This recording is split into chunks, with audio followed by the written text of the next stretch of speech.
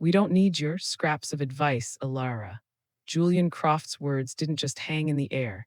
They landed with a wet, heavy thud on the antique mahogany table, silencing the clink of monogrammed silver against bone china.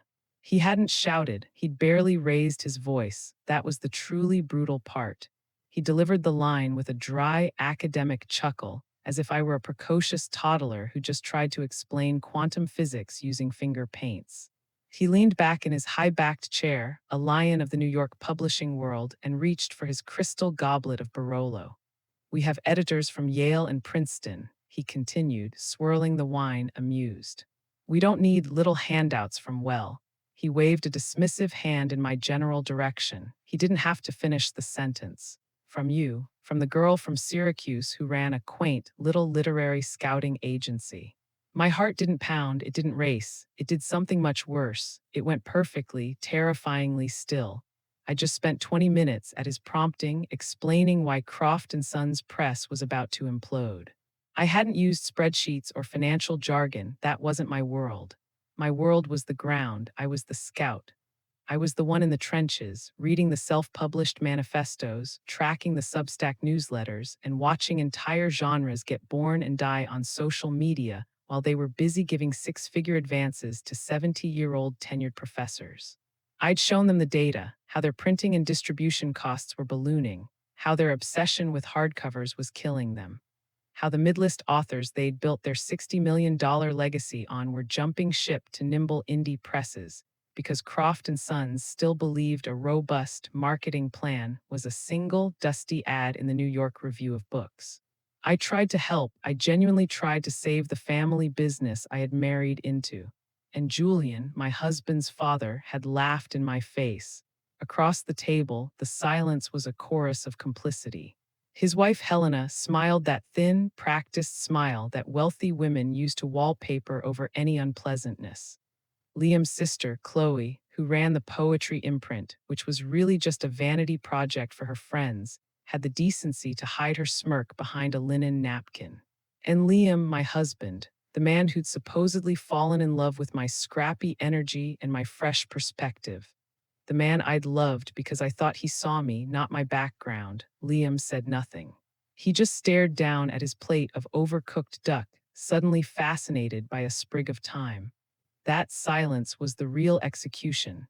It was the sound of a door I'd been knocking on for 5 years finally being bricked over from the other side. I felt the heat rise in my cheeks, the familiar, stinging shame of being the outsider, the scholarship kid at Vassar, the girl in the threadbare coat at the black tie gala. For 5 years, I had let them make me feel small. I had quieted my voice, moderated my opinions, and worn the beige cashmere cardigans they bought me for Christmas, all in the desperate hope that one day I'd finally belong. But looking at Julian's smug, patronizing face and then at my husband's cowardly profile, I didn't feel shame anymore. I didn't feel anger. I felt a profound, arctic calm. What Julian Croft didn't know, what none of them knew, was that I wasn't just the poor girl from Syracuse they'd been generously tolerating at their Sunday dinners. I was the invisible creditor keeping their entire paper and ink empire from turning to dust. Every ream of paper, every distribution truck, every single book that rolled off their presses, it was all financed by a $42 million credit line for their supply chain. A credit line they'd secured from a quiet, anonymous entity called the Bishop Media Fund. A fund I inherited, a fund I controlled. I set my fork down carefully, the tines making a faint click against the porcelain. My hands weren't shaking. That surprised me. I thought they would be. I reached into my purse, my fingers brushing against the cold glass of my phone. "Excuse me," I said, my voice quiet but not weak. "I need to make a call." Julian looked pleased, as if I'd finally learned my place and was retreating in tears. "Of course, my dear, take a moment. These high-level discussions can be intense." I slid my chair back. I walked out of the dining room, my heels silent on their priceless Persian rug. They thought I was going to the powder room to cry.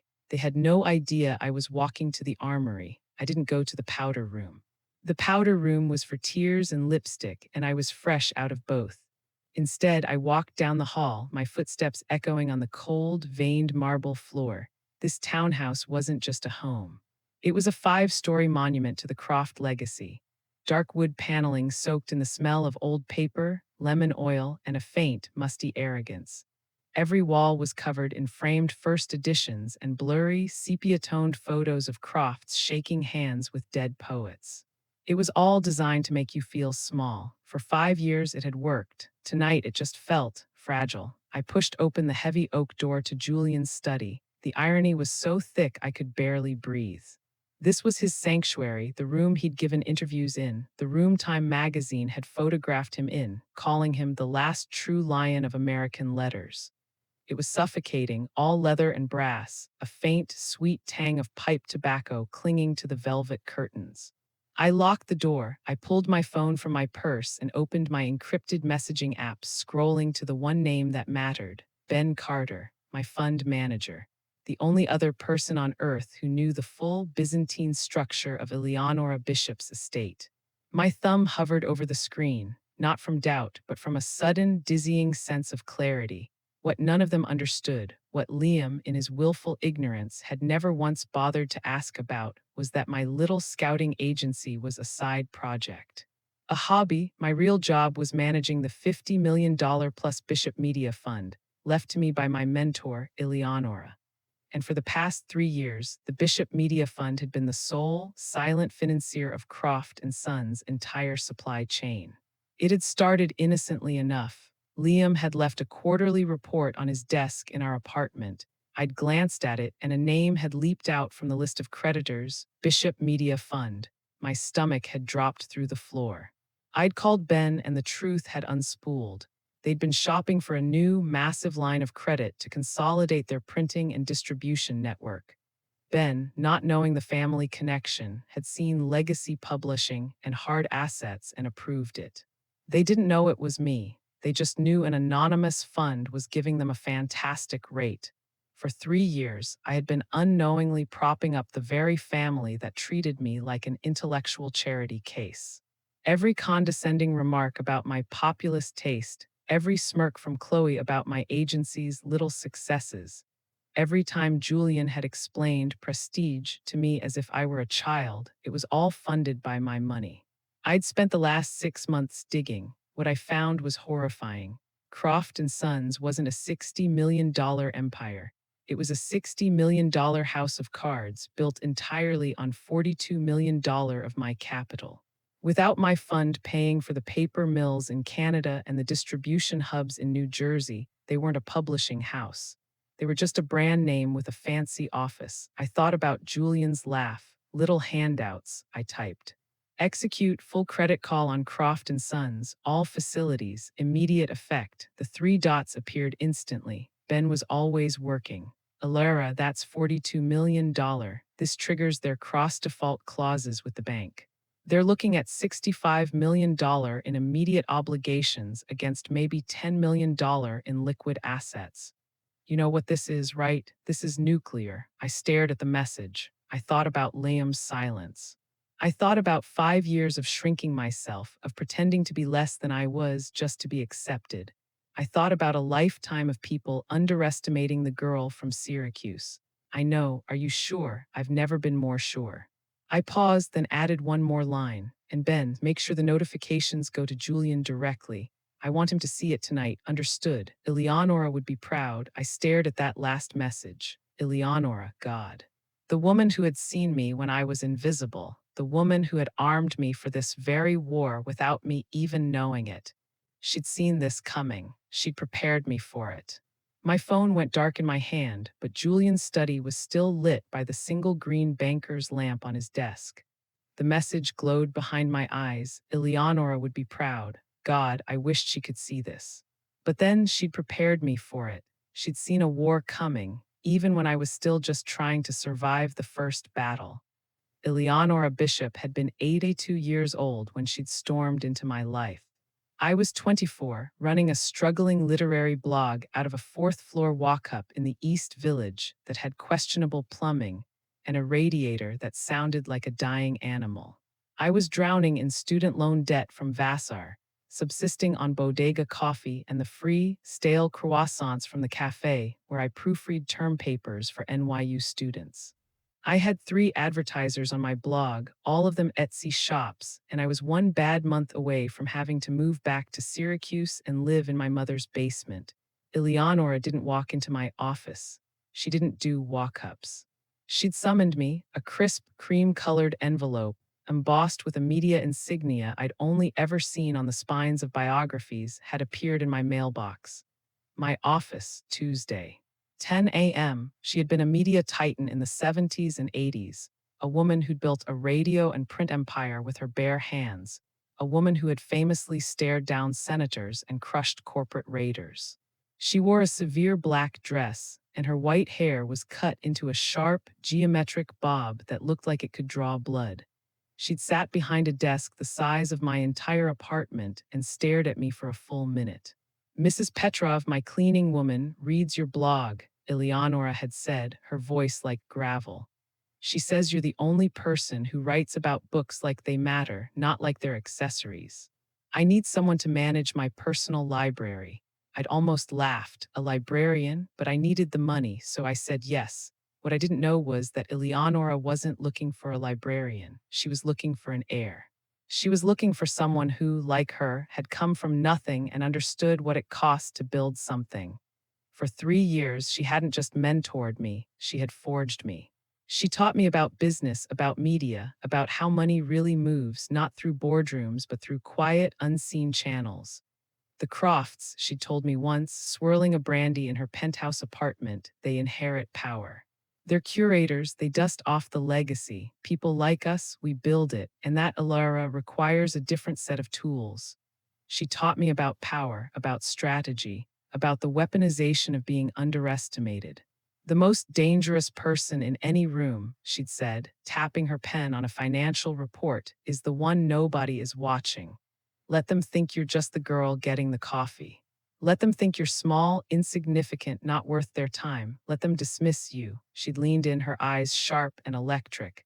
Anonymity is leverage. While they're all busy preening for each other, you'll be the one who actually owns the room. I hadn't fully understood. Not until she was gone, pancreatic cancer. It was quick and it was brutal. She'd left me everything. Not just money, but a labyrinth of trusts, holding companies and investment vehicles so complex, so anonymous that the $50 million plus inheritance was effectively invisible. The Bishop Media Fund was just one piece of a fortress. She'd left me a handwritten note, too, on that same cream-colored stationery. Alara, make my mistake. Don't spend your life trying to prove you belong at their table. Buy the table, then show them what it costs when they're wrong. I'd cried when I read it. I thought she was just being cynical. Standing there in Julian Croft's study, the smell of his pipe tobacco choking me, I finally understood. I hadn't just inherited her money, I'd inherited her fight. My phone buzzed, a text from Ben processing. Notifications sent, 12 minutes until the first margin call, 12 minutes. I looked at the photo on Julian's desk, him, Liam, and Liam's brother, all of them grinning on a sailboat, the very picture of effortless inherited power. They'd spent 5 years underestimating me. It was time to show them what it cost. 8 minutes. I slid back into my chair at the dining table. The duck on my plate had gone cold and greasy, but I picked up my knife and fork anyway. I cut a small piece, my movements measured, completely serene. The conversation had restarted, patching over the hole my humiliation had left. Chloe was complaining about a reviewer at the Atlantic. Helena was discussing the caterer for their upcoming summer gala. Liam glanced at me, a flicker of something, annoyance, guilt. Everything okay? He whispered, his duty as a husband performed in the smallest, most public way possible. Fine, I said, meeting his eyes. Just work. He smiled, relieved. He didn't have to deal with me. He didn't ask what kind of work. He never did. He turned back to his sister, laughing at her story. He had no idea. 7 minutes. It's strange, the clarity that comes at the end. Sitting there, watching the man I'd loved perform for his family, I could see every red flag I'd willfully ignored. I could see all the signs I'd painted green. I met Liam 2 years after Eleonora died at a fundraiser for the New York Public Library. I almost didn't go. It was one of those $1,000 a plate galas held under the glass ceiling of the Celeste Bartos Forum, an event where the guest list was a roll call of the exact people who would never hire me. My small scouting agency had been hired by one of the event sponsors to advise on emerging literary talent, so I had a ticket. I'd stood in my tiny closet for an hour, agonizing. Everything I owned felt cheap, wrong, loud. I'd finally settled on a simple black dress I'd bought at a consignment shop, one that made me feel like a child playing dress up. The room was a sea of couture gowns and bespoke tuxedos. Women dripped with diamonds that could have paid off my student loans 10 times over. I'd gotten a glass of cheap Prosecco and was hiding behind a marble pillar, calculating how quickly I could leave when he'd found me. "You look like you'd rather be anywhere else," he'd said, and his smile wasn't a smirk. It was genuine. I'd almost lied, given him the polite social answer.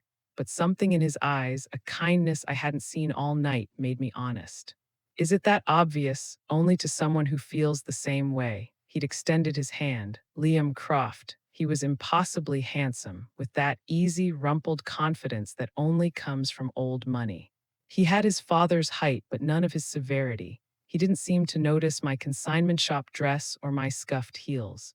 He'd asked about my work, and when I told him about my scouting agency, about finding new voices in online forums, he'd actually listened. He told me his family owned Croft and Sons Press, but he'd said it with an almost apologetic shrug, not a brag. He was different. He was kind, funny, and seemed genuinely interested in my ideas. When he asked for my number, I gave it to him.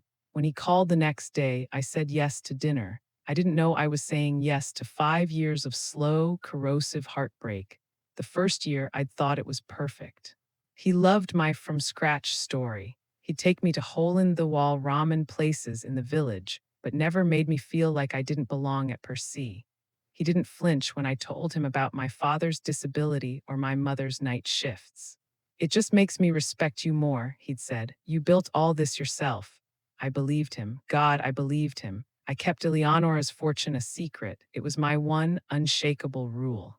The fund stayed invisible, locked away in trusts so complex even Julian's accountants wouldn't find them. I wanted him to love me. I wanted to know if we were real. Looking back, I could see the cracks.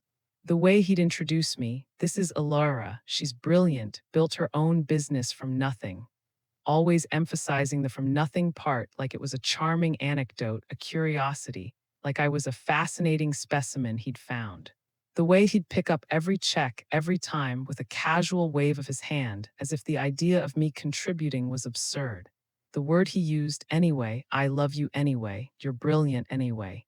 That word, anyway, should have been my first clue. It was the sound of a pedestal being built, one I'd never asked for and one I'd soon be knocked off of. We were engaged after 8 months, married 6 months after that. The wedding was a performance of understated elegance at the Crofts' country home in the Hudson Valley, a sprawling, ivy-choked stone affair that made their townhouse look like a servant's cottage. I'd wanted to elope. I'd wanted something small, something ours. But as Liam gently explained, a Croft wedding wasn't just a party, it was a cultural event. I'd invited my mother, who wore her nicest dress from Macy's and looked terrified the entire time, clutching her purse in her lap as if someone might try to snatch it. I'd invited a few friends from college, who all got a little too drunk on the free champagne and were treated with polite anthropological curiosity by Liam's family. Helena, my new mother-in-law, had kissed my cheek. "Welcome to the family, dear," she'd said, her voice a perfectly modulated murmur. It sounded less like a welcome and more like a diagnosis. Julian had shaken my hand, a grip that was firm but lasted half a second too short, like he was touching something damp. And Liam, he'd been radiant, pulling me onto the dance floor, telling me how beautiful I was, how we were going to be so happy. I'd held on to him, a girl from Syracuse whose father had worked at a chemical plant until a layoff left him broken and gray, and whose mother still worked night shifts cleaning office buildings. I'd looked at the string quartet, at the waiters in tuxedos, at the sea of famous, important faces, and I'd believed him. I'd believed this was what love looked like. After the wedding, the erosion began. It wasn't a single, dramatic event. It was death by 1,000 paper cuts. It was the Sunday dinners, just like this one, week after week, month after month, for 5 years. It started with helpful suggestions that were really corrections. Elara, darling, Helena would say, her eyes skimming over my outfit. That's a bold color. Julian prefers more muted tones at the table. Liam, why don't you take Elara to my tailor? Julian would say, not even looking at me. Get her something appropriate for the Pen America Gala. Perception matters in our world. And Liam, my defender, would just smile and nod. Great idea, Dad. We'll go this week. Then it moved from my clothes to my mind. My little scouting agency, which I was secretly funding with Eleonora's money, was treated as a charming hobby. How's the blog, is it? Chloe would ask, her voice dripping with condescension. It's an agency, Chloe. We just got a client onto the bestseller list. Oh, how lovely. One of those genre lists, I assume. Mom, did you try the salmon? It's divine. When I'd offer an actual opinion on publishing, my actual industry, Julian would smile, pat my hand, and say, Allura, you have a wonderful instinct for the popular market. But we deal in literature. It's a different animal entirely. A different animal, like I was a zookeeper and they were the zoologists. But the worst part, the part that hollowed me out, was watching Liam. He'd started repeating his father's phrases: strategic vision, cultural curation, the long view, words that meant nothing but sounded important. He'd stop me before we'd even walk in the door on Sundays. Hey, Lara. Maybe let's not bring up that sci-fi author you're excited about. You know how Dad gets. But he's brilliant, Liam. He's the future. I know, but just not tonight, okay? Let's just have a nice dinner. So I'd stopped. I'd stopped talking about my work. I'd stopped sharing my ideas. I'd stopped being the person he'd supposedly fallen in love with. I'd sat there in my appropriate muted beige dresses, and I'd nodded, and I'd smiled, and I'd made myself smaller and smaller until I was just a ghost at their table. And tonight, when I'd finally broken my silence, when I'd finally tried to help them, to warn them, they hadn't just disagreed. They had laughed. Julian's dismissive chuckle, Chloe's smirk, Helena's practiced, pitying smile. And Liam's silence, his cowardly, deafening, devastating silence. That's when I knew. It didn't matter that I had $50 million. It didn't matter that I was smarter than all of them put together. To them, I would always, always be the poor girl from Syracuse, the charity case, the little handout. My phone, resting in my lap beneath the napkin, gave a single, sharp buzz. Ben, it's done. Notifications are live. Margin call in progress. 5 minutes left. 4 minutes. I took a sip of the Barolo Julian had been so proud of. It was expensive, complex, and tasted like absolutely nothing. Just cold, acidic liquid. Around me, the performance continued, oblivious. Chloe was now dissecting a negative review one of their prestige authors had received in the Paris Review. Frankly, it's just lazy criticism, she was saying, gesturing with her fork. He completely missed the point of the third act. It's not supposed to be a satisfying narrative resolution, it's an existential meditation. Helena nodded, her pearls glowing, her expression one of practiced maternal interest. Of course, dear, it was brilliant. Julian, you must have Terence send a note to the editor. I'll do no such thing, Julian grumbled. It gives them too much power. I watched them, really watched them. It was like seeing them for the first time, not as intimidating titans, but as actors in a play they didn't know was ending. Here they were, debating the nuance of a book review, while the very paper it was printed on was about to be reclaimed. They were arguing about the seating chart on the Titanic. The sheer, unadulterated certainty of their privilege was astounding. It had never, not even for a second, occurred to them that their world could do anything but continue exactly as it had for generations. They were the arbiters of culture, they were Croft and Sons. The universe would simply not dare to inconvenience them. Liam glanced at me again, a small, nervous frown line appearing between his brows. He must have sensed the shift in me, my absolute stillness. He probably mistook my calm for a prolonged sulk. You're very quiet, Lara, he murmured, trying to nudge me back into the scene. Still upset about earlier. Dad didn't mean it. Oh, he meant it. I turned to my husband, the man I had loved, the man I had protected, funded, and allowed to shrink me. I gave him a small, placid smile, the kind of smile Helena wore. I'm not upset at all, Liam. I was just thinking. About what? He asked, relieved. About leverage, I said softly. Before he could process that, a phone on the table let out a sharp electronic chirp. The entire table froze, head snapping toward the sound. It was just Chloe's. She blushed, grabbing it. Sorry, just an alert from Vogue. The tension broke. Julian shot her an annoyed look, and the conversation prepared to spool up again. But then a new sound. BZZZZ, BZZZZ, BZZZZ. It was Julian's phone. It wasn't a polite, discreet vibration. It was a rapid, frantic, angry buzzing against the mahogany like an animal trapped under the wood. It cut through Chloe's apology with the finality of a guillotine. He frowned, picking it up, the color drained from his face. Terrence, he said, his voice instantly sharp. He was annoyed, not scared, not yet, my CFO. At this hour, he pushed his chair back, the legs scraping loudly against the floor. This had better be important. He stood and walked toward the hallway, phone pressed hard against his ear. I watched him go.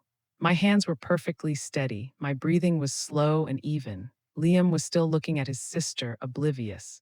In the hallway, I heard Julian's voice, suddenly different, higher, tighter. What? No, that can't be right.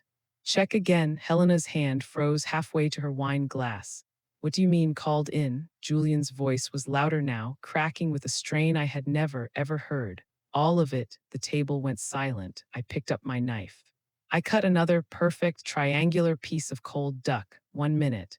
Julian stumbled back into the dining room, but he didn't return to his seat. He stood in the arched doorway, his large, imposing frame suddenly looking deflated, like a punctured tire. The phone was still pressed to his ear, but his hand had gone slack and his arm hung at his side, unmoored. His face, usually so ruddy and confident, had turned the color of old parchment. For the first time in the 5 years I'd known him, the literary lion looked genuinely, mortally afraid. Dad, Liam said, finally noticing. He put his wine glass down. Dad, what is it? What's wrong? Julian didn't answer. He was staring at nothing, his eyes wide, his mind clearly struggling to process an impossible new reality. He just listened, his mouth slightly open. We could hear the faint, frantic squawking of his CFO on the other end of the line. No warning, Bishop Media Fund, exercising the entire credit line, all $42 million, the tinny voice squawked. The bank just called, the cross-default clause is triggered. Julian, they want $65 million. They want it by morning. The room had gone so quiet I could hear the antique grandfather clock ticking in the hall. 65, Julian whispered to himself. He finally lowered the phone, his hand shaking. Julian, you're frightening me, Helena said, her voice losing its polite modulation and gaining a sharp, brittle edge. He looked around the table, his gaze landing on each of his children, then his wife, as if searching for an answer, an ally, someone to tell him this was a joke. The Bishop Media Fund just called in our entire supply chain credit, he said, his voice a hollow, strangled thing. $42 million, effective immediately. The room exploded. What? Chloe shrieked, her voice pitching high and ugly. That's impossible. That's the paper. That's all of distribution. Our entire spring list is at the printer. The bank, Liam said, his face pale, his mind finally doing the math. The cross default, God, the bank, that's our operating capital. That's everything. We can't cover that, Julian breathed, staring at his son. We can't. We have maybe 10 million in liquid assets.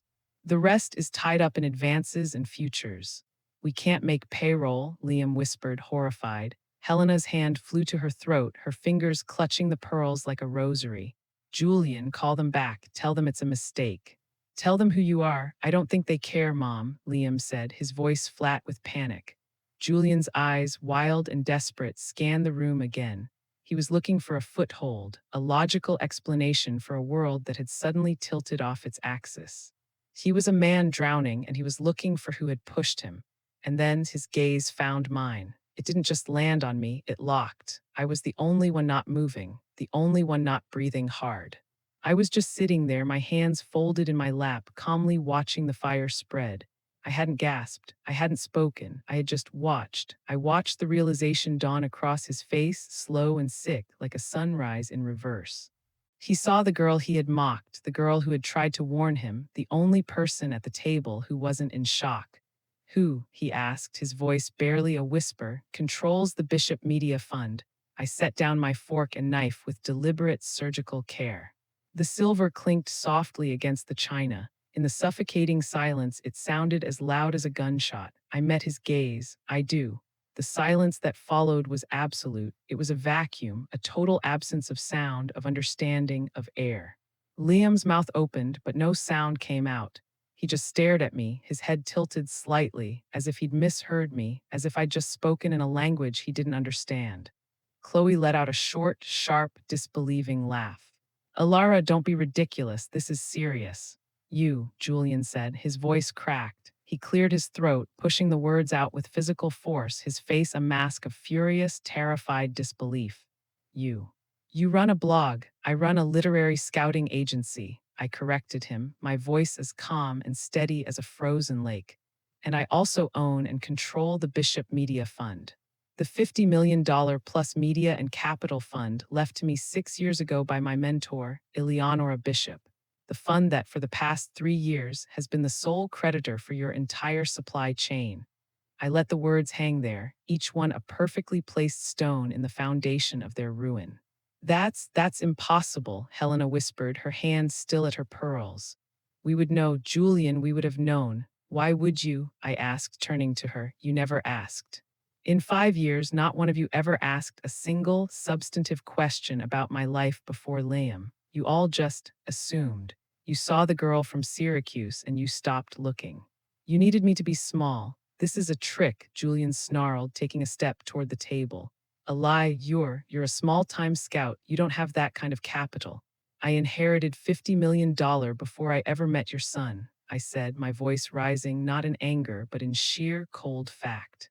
I kept it quiet, I kept it anonymous. I wanted to see if this family, if my husband, could love me for who I was, not for what I had. I wanted to know if this was real. I looked around the table at each of their shattered, arrogant faces. Turns out the answer was no. Sophia, Ilara, Liam finally choked out, finding his voice. It was a desperate, confused sound. I don't. Why wouldn't you tell me? I'm your husband. Are you? I locked eyes with him. The man I'd loved was gone, replaced by this pale, frightened stranger. When's my mother's birthday, Liam? Silence. What's the name of the chemical plant my father worked at for 20 years before they laid him off? Silence. His face had gone white. What was the name of my mentor, the woman who left me everything? I've told you her name. I've told you she changed my life. What was her name? More silence, just the frantic ticking of the clock in the hall. You don't know, I said softly. You never knew because you never, ever cared enough to listen. You were married to an idea of me, the scrappy, grateful girl from nowhere, but you never bothered to know the actual person. I stood up, my chair scraping against the floor. I found out 6 months ago. I saw a quarterly report Liam left on his desk. I saw my fund's name listed as your primary creditor. I did the research. I saw how overleveraged you were. I saw the disaster you were steering this company into. I looked directly at Julian. I spent the last 20 minutes trying to warn you. I tried to give you a lifeline. I tried to show you the structural rot you've ignored for a decade. I was trying to help you. And you, I said, my voice dropping, you laughed in my face. You called my advice little handouts. You mocked me in front of your entire family. Julian's phone, still clutched in his hand, started to buzz again. A new alert, then Chloe's, then Liam's, the margin calls, the bank alerts, the beginning of the end. So I decided, I said, meeting Julian's terrified gaze, to take my little handouts back. The phones wouldn't stop.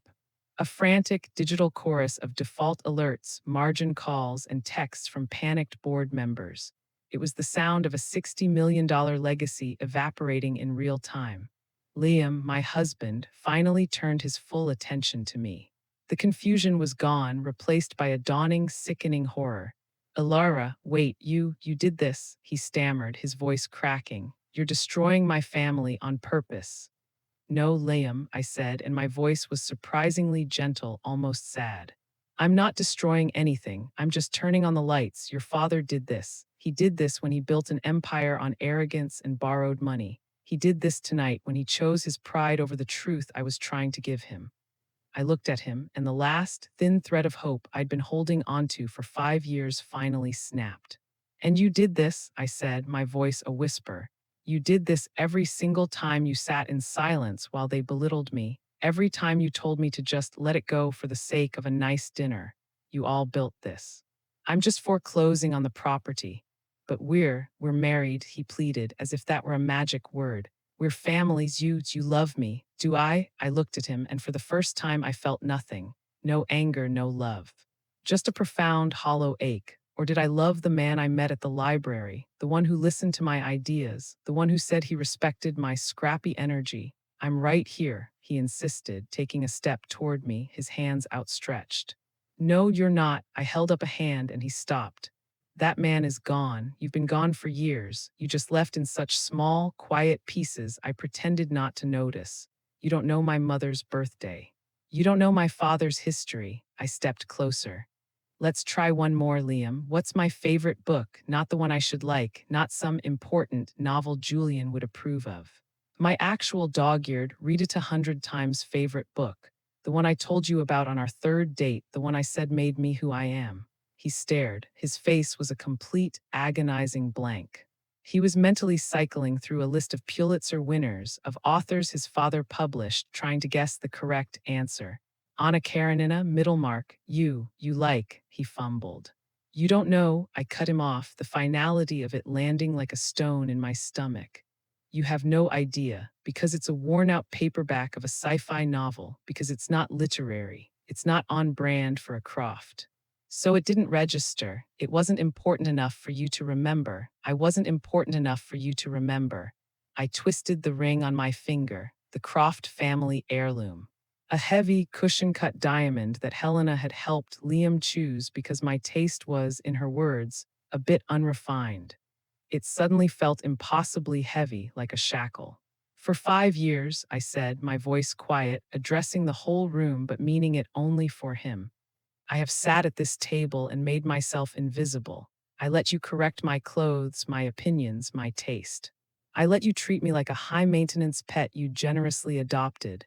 And I watched my husband, I watched you. My voice broke just for a second with the sheer, crushing weight of his betrayal. I watched you choose their approval over my dignity, again and again and again. Alara, he whispered, his face ashen, please, don't do this, it's already done. I pulled the 3-carat ring off my finger. It left a pale, indented line on my skin, a ghost. I stepped forward past the cold duck and I set it on the white linen tablecloth right next to my untouched wine glass. The clack was small, but it echoed in the ruined silence. You have about 40 minutes, I said, glancing at the grandfather clock in the hall, before your emergency board meeting is likely to be called. I'd suggest you use that time to get your stories straight. I picked up my purse from the floor. Ilara, wait, Helena stood up, her voice trembling, her mask of civility finally shattering. Please, think about what you're doing. Think about your future, your marriage. I turned at the doorway, the same doorway Julian had stumbled through just minutes before. I have been thinking about my future, Helena. For 5 years, I've thought about how to earn your respect, how to finally be good enough for your family. I'm done thinking. I looked past her at Liam, who was just standing there, frozen, a living statue of regret. I'm done performing for people who will never see me. I'm done being invisible. I walked out of the dining room. Behind me, I heard a chair scrape violently. I heard Liam call my name, a desperate, broken sound that I'd been waiting 5 years to hear. I didn't turn around. I just walked down the long marble hall, past the dead poets, past the monuments to their stolen legacy, and out the heavy front door into the cold New York night. I didn't have my coat. I didn't care. I was, for the first time in my life, completely and totally free. The November air hit me like a slap, biting and sharp. I'd walked out of that 5-story mausoleum without my coat, but I'd never felt warmer. My blood was humming. I walked to the corner of 79th and Park, the clicking of my heels on the pavement the only sound I was making. A cab slowed and I got in, the worn vinyl seat and the smell of air freshener a sudden, welcome dose of reality. Where to, lady? The driver asked, looking at me in the rearview mirror. He probably saw a woman in a $1,000 dress, no coat, looking like she'd just seen a ghost. East Village, I said, giving him the cross streets, please. The cab pulled into traffic and my phone, which I dropped back into my purse, began to detonate. It wasn't a ring, it was a desperate, sustained shriek. I pulled it out. The screen was a strobe light of incoming calls. Liam, Julian, Helena, Liam, CHLOE, Liam. I watched the names light up one after the other. A digital chorus of the damned, all calling the one person they'd spent 5 years ignoring. I didn't feel anger. I didn't feel triumph. I just felt distant, like I was watching a movie of someone else's life. I silenced the ringer but didn't turn the phone off. I wanted to see the panic. I watched the city lights blur past the window, a smear of gold and red, and I just let them call. The apartment in the East Village was dark when I let myself in. The air was stale. I hadn't been here in weeks. This was the place I'd kept through the entire marriage, my $1,500 a month studio with a tiny, protesting radiator and a water stain on the ceiling that looked vaguely like Italy. Liam had never understood it. Why do you keep this place, Lara? It's grim. We have the condo. I'd called it my satellite office, a place to work when I needed quiet. He'd accepted that. The truth was simpler. It was my escape hatch. It was the only place in my life that had nothing to do with the Crofts, the only place I was still myself. I dropped my purse on the small Formica kitchen counter and made tea in a chipped mug, the one that said Syracuse University Library. I stood by the window, watching the late-night traffic on 2nd Avenue, and waited. At 11:47 p.m., my phone buzzed with a text. Not a call, a text. Ben board meeting underway. It's a bloodbath. CFO presented the situation. $42 million from Bishop, triggering the $23 million cross default from the bank. Total immediate obligations, $65 million. Current liquid assets, $9.8 million. I read it, my heart steady. Another text buzzed through. They're voting on Chapter 11. Filing first thing Monday. Julian tried to block it, was outvoted by the board. They're furious he never disclosed the concentration of their credit line. And then, the final missile. Also, Julian personally guaranteed $15 million of the bank debt. If Croft and Sons goes under, he loses everything. The townhouse, the Hudson house, everything. I set the phone down. I sipped my tea. It burned my tongue. Everything. He'd lose everything. I waited for the rush, the satisfaction. The feeling of righteous, cinematic vindication. It didn't come. I just felt tired. And then I felt quiet. My phone rang. Liam. This time I answered. Ilara. His voice was wrecked, a raw, gaping wound. Ilara, please, we need to talk. You just destroyed my family. No, I interrupted, my voice flat, devoid of all emotion. I withdrew my investment from a failing company I had every legal right to exit. Your family destroyed themselves by building a legacy on money that wasn't theirs. That's not my fault. That's just accounting. That's semantics, he shouted, and I could hear the tears in his voice. Why didn't you tell me? About Eleonora, about the money, any of it. I pressed my forehead against the cold window pane. Why? Because I wanted to know if you'd love me without it, if your family would accept me without it. I wanted to know if a single second of the last 5 years was real. It was real, he cried. God, Alara, I love you. Do you? I felt something crack in my chest, but it was the ice, not my heart. What's my mother's favorite flower, Liam? Silence. What's the scar on my right knee from? Silence. What's my favorite book? I don't. You don't know, I said, and the sadness in my own voice surprised me. You never bothered to learn. For 5 years, you have been married to a concept, but you never once bothered to know the actual me. That's not fair. You sat at that table tonight and let your father humiliate me. I cut him off, the cold finally turning to heat.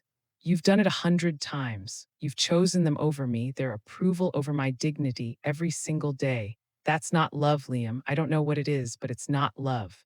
I heard a sob on the other end. I'm sorry, he choked out. God, Alara, I see it now. I'm so sorry. Please, we can fix this. You can fix this. Just reinvest, just enough to get us through restructuring. Please, for me. There it was. The real reason for the call. Why? I asked. Why would I do that? Because we're family, because you loved me, because of the employees. There are over 100 employees, Alara, people with families. They're going to lose their jobs because of what you did. No, I said, my voice like steel. They're going to lose their jobs because your father mismanaged his company into the ground. Because he was more concerned with prestige than with a sound balance sheet. because he built an empire on someone else's foundation and had the arrogance to call it his own. Do not dare put that on me. So that's it, you're just done. It's already done, Liam. It was done the moment you sat there in silence and let your father call my advice a little handout. It was done the thousandth time you chose them over me. I just finally stopped pretending. I ended the call. I turned off my phone. I sat down on my second-hand couch in my $1,500 apartment and I stared at the water stain on the ceiling. The tea was cold. Outside, the city hummed, a million lives intersecting, unaware that a few miles north in a five-story townhouse, an empire was crumbling to dust. I didn't feel like a victor. I didn't feel like a victim. I just felt like Alara. And for the first time in 5 years, that was finally, terrifyingly enough. I woke up to sunlight streaming through the grimy, single-pane window of my East Village studio. For a moment, I didn't know where I was.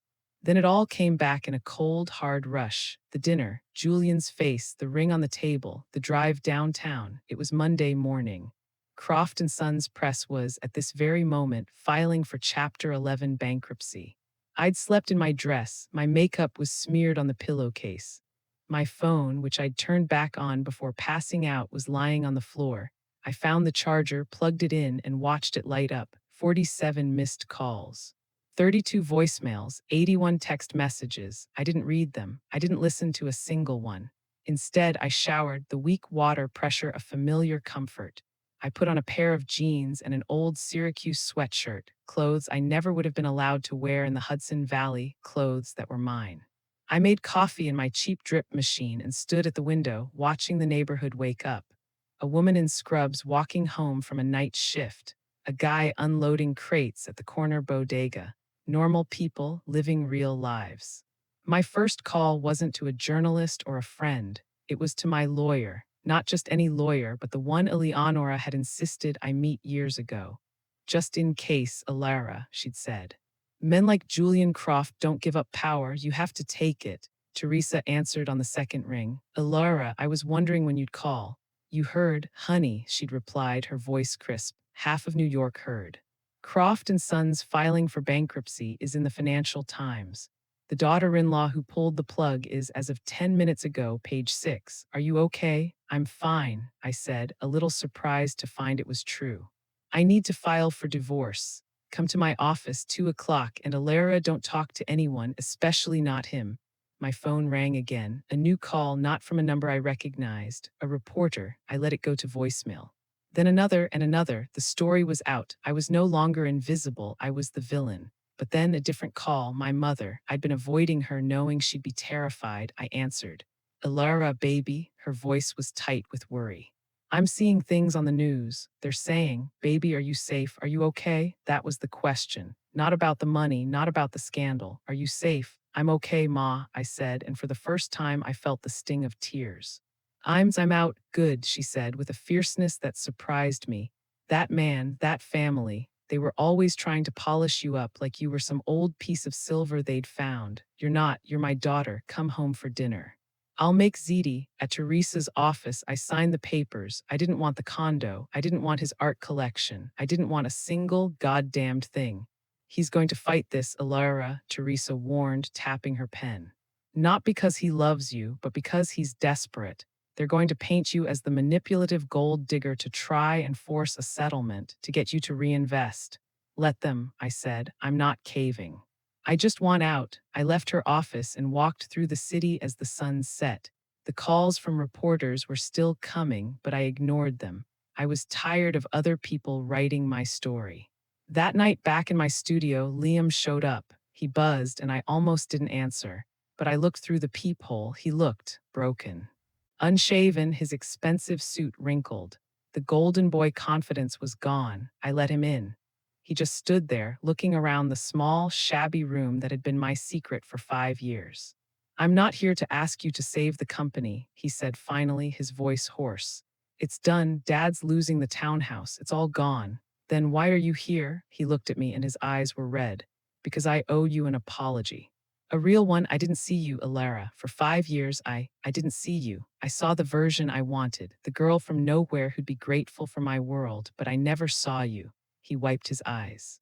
You asked me my favorite book. I still don't know. And I should. God, I should. I'm so sorry. It was the most honest he'd ever been. It was 5 years too late. Thank you for saying that, Liam, I said quietly. But it doesn't change anything. I can't unlive the last 5 years. I can't unfeel what it was like to be invisible. He nodded. I know. He walked to the door, then turned back, for what it's worth.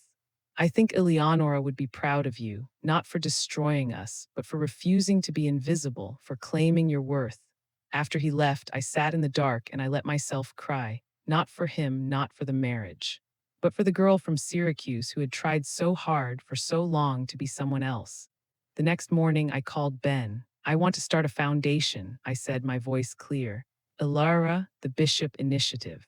I want to use Eleonora's money, my money, to do what she did for me. I want to find women from working class backgrounds, women in media and publishing, women who have been overlooked, and I want to fund them. No strings, no condescension, just capital and mentorship for the people who have been invisible for too long. That's, Ben said, and I could hear the smile in his voice. That's a beautiful idea. How much? 5 million to start, I said, looking out my window at the city. And let's buy this building. I want to turn it into a co-working space for them. 2 years later, I stood on a small stage in that same building, fully renovated, the brick walls exposed, the rooms full of light and art, and the sound of women building their own empires. The Bishop Initiative had funded 50 women, 50 new companies, 50 voices that wouldn't be silenced. I'd heard through the grapevine that Julian was living in a condo in Florida. Helena was teaching yoga in Santa Fe. And Liam was an editor at a small press in Dallas, living in a one-bedroom apartment. He was in therapy. He sent me an email once. I finally read that sci-fi novel. It was brilliant. I'd never replied. My new life was too loud, too full, too visible to be bothered by the ghosts of a life I'd rightfully, finally burned to the ground. I had taken the rubble and I'd built something better.